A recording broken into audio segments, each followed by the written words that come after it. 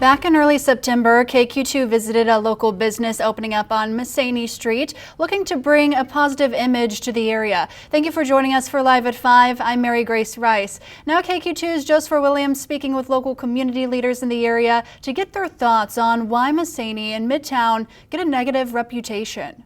With the Messanie Corridor having a less than positive image amongst many residents, many community leaders say it shouldn't have the reputation that it does.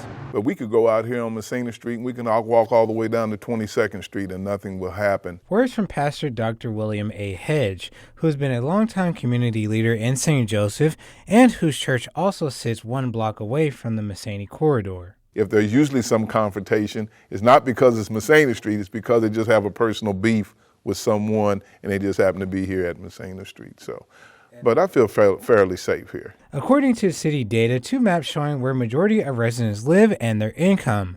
The red showing the high volume of residents living in Midtown, and the white showing a majority of those residents living in poverty as well. St. Joseph was one of the most redlined cities in the nation, and we see the results of that for the poverty within that area. When you look at generational poverty, the main thing that you look at is property and real estate ownership.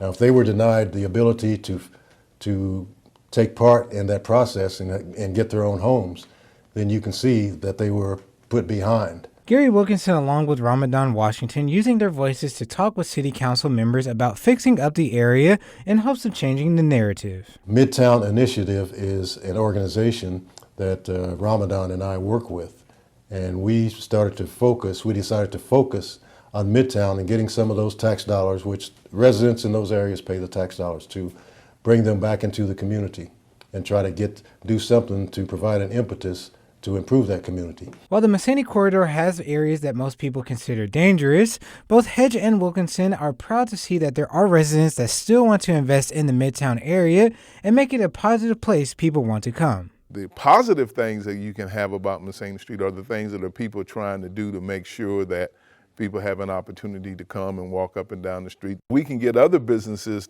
to come back to this area that's vital to the community. And I think that would help and change the narrative of what Messanie Street, quote, quote, used to be or what people think it is today. I live there. They're neighbors, my neighbors. We feel that our areas are just as good as anyone else. They are invested in their own dollars. And when you hear put up or shut up, they're putting up. Reporting in St. Joseph, Joseph Williams, KQ2 News. Wilkinson mentioned that the Midtown Initiative is looking to start improving city infrastructure within the Midtown area as they continue to have talks with City Council.